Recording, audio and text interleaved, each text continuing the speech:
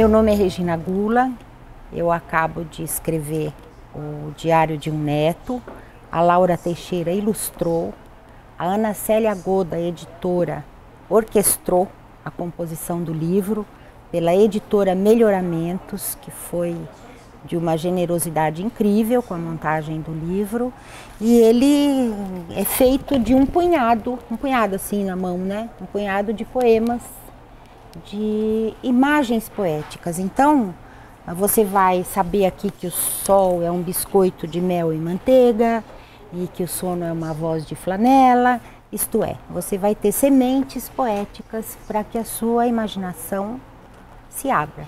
Eu posso afirmar que essa é uma linguagem de imagem poética. Então, imagem poética não é o outdoor, não é uma imagem como as outras.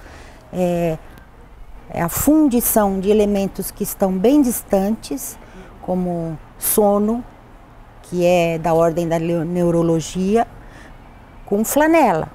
Então, o sono é uma voz de flanela, eu tenho que pegar elementos bem distantes e juntá-los. No momento em que eu fundo essas duas palavras, eu crio um outro sono, um sono poético.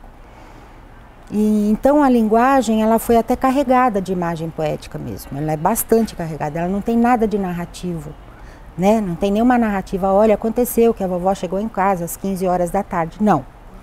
Minha avó é de algodão e tem pálpebras de pano. Então essas condensações de elementos que são, do ponto de vista da linguagem formal, distantes, o poeta faz. Agora o poeta faz porque ele tem uma experiência infantil com a linguagem. Então não é uma linguagem só sofisticada. Eu acho que ela é sofisticada porque a gente já vivenciou a infância, passou por essa experiência de criar mundos com o idioma já tão velho do dicionário. Toda criança recria o idioma, toda criança é poeta, portanto. Eu estava comentando com você, uma criança chega, você está escrevendo com a sua caneta Bic, ela fala, ai vó, empresta esse foguete, eu já te trago.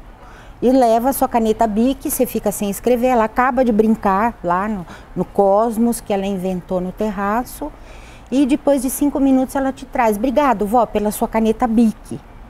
Então ela tem os dois procedimentos, o lógico, o formal e o analógico, que é a similaridade.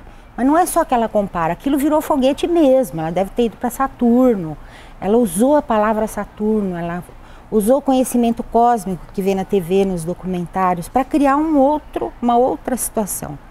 Eu acho que isso tem, o caráter do livro é esse mesmo.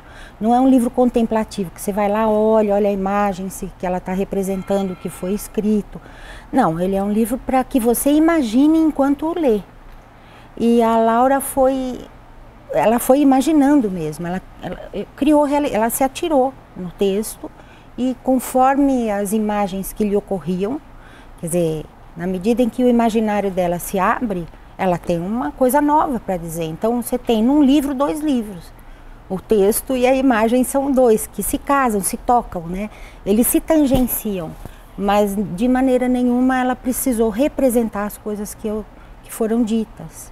Isso que eu estou dizendo, que é o caráter do livro. Ele vem e abre a sua imaginação, tanto do ilustrador quanto para o leitor. Então eu imagino que a criança a partir daí vai desenhar coisas de avó. Eu me ocupo muito dos professores. Então converso muito com eles no Céu Jaçanã, alguns lugares que me chamam para conversar com as crianças também. Porque o professor, ele não tem uma formação nem liberdade para imaginar. Então é muito difícil que ele vá dar aula de ciências, então tem que saber o que é o sono REM, o sono isso, quanto sono dura, a criança precisa conhecer o seu cérebro e ao mesmo tempo ela poder contar para essa criança que para ela o sono é uma voz de flanela. Então se você puder ter esse espaço poético, imaginativo com a criança, ela não vai estranhar de jeito nenhum, ela vai gostar muito mais do sono neurológico, porque ela tem o de flanela também.